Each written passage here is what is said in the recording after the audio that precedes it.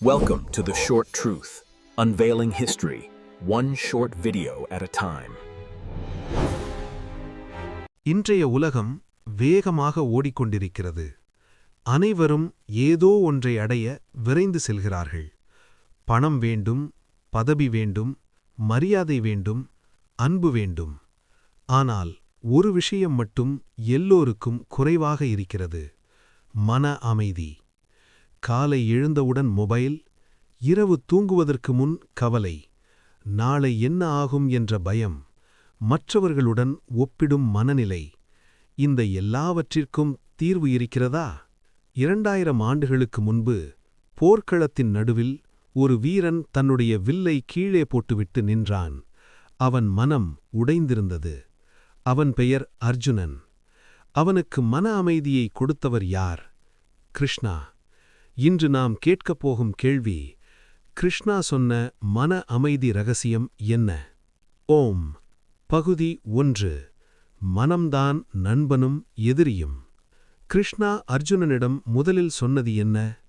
உன் மனம்தான் உன் நண்பனும், உன் மனம்தான் உன் எதிரியும். நாம் இன்று அனுபவிக்கும் கவலை வெளி உலகத்தால் வரவில்லை, நம் மனத்தின் கட்டுப்பாடற்ற சிந்தனைகளால் வருகிறது. ஒரே சம்பவம் ஒருவருக்கு சாதாரணம், மற்றொருவருக்கு பெரும் துயரம். ஏன்? மனம் அதை எப்படி எடுத்துக்கொள்கிறது என்பதால்தான். மனதை கட்டுப்படுத்தாத மனிதன் எப்போதும் சூழ்நிலையின் அடிமை. மனதை வென்ற மனிதன் எப்போதும் சூழ்நிலையின் எஜமான். இலை. பகுதி 2. பற்றின்மை அமைதியின் கதவு. கிருஷ்ணா சொன்ன மிக ஆழமான வார்த்தை: உன் கடமையை செய், பலனை பற்றி கொள்ளாதே. இதன் அர்த்தம் என்ன? நாம் வேலை செய்கிறோம், ஆனால் பலன் பற்றி அதிகம் நினைக்கிறோம். நாம் அன்பு செய்கிறோம், ஆனால் எதிர்பார்ப்பும் வைத்திருக்கிறோம். எதிர்பார்ப்பு அதிகமானால் மன அமைதி குறையும். பற்றின்மை என்பது வாழ்க்கையை விட்டு ஓடுவது அல்ல, அதை அனுபவித்தாலும் மனம் அடிமையாவதை தவிர்ப்பது. நீ உன் கடமையை முழு மனதுடன் செய், ஆனால் அதன் முடிவால் உன் மனம் சிதறாதே. அதுதான் கிருஷ்ணா சொன்ன சமநிலை. நடுத்தரமாக. பகுதி 3. ஏற்றுக்கொள்ளுதல். வாழ்க்கையில் எல்லாவற்றையும் நாம் கட்டுப்படுத்த முடியாது. சில விஷயங்கள் நடக்க வேண்டும் என்பதால் நடக்கிறது. கிருஷ்ணா அர்ஜுனனிடம் சொன்னார்: நடப்பதை ஏற்று உன் தர்மத்தை பின்பற்று. நாம் மாற்ற முடியாததை எதிர்த்துப் போராடும்போது மனம் சோர்கிறது. ஆனால் அதை ஏற்றுக்கொண்டால் மனம் லேசாகிறது. ஏற்றுக்கொள்ளுதல் என்பது சரணாகதி அல்ல, அறிவின் வெளிச்சம். நெருப்பு.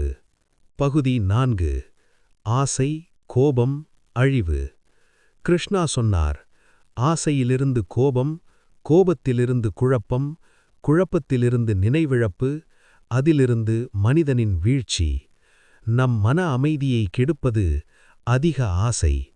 நாம் அடையாததை நினைத்து துயரம், அடைந்ததை இழக்கக்கூடுமோ என்ற பயம், இரண்டுமே மனதை சிதைக்கும். கிருஷ்ணா கற்றுக் கொடுத்தது: வெற்றியில் மிதக்காதே, தோல்வியில் உடையாதே. சமநிலை. அதுவே மன அமைதி. தியானம் போன்ற சின்னம் கொண்ட அதிகாரம். பகுதி 5. தியானம் மற்றும் சுய கட்டுப்பாடு. மனம் அலைபோல் அசைகிறது. கிருஷ்ணா சொல்கிறார்: அபியாசம் மற்றும் வைராக்கியம் மூலம் மனதை கட்டுப்படுத்து.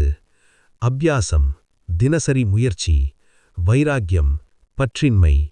தியானம் என்பது உலகத்தை மறப்பது அல்ல, உன் உள்ளத்தை அறிதல். 10 நிமிடம் அமைதியாக உட்கார்ந்து உன் சுவாசத்தை கவனித்தால் நீ உணருவாய்: அமைதி வெளியே இல்லை, உன்னுள் இருக்கிறது. சூரிய சின்னம்.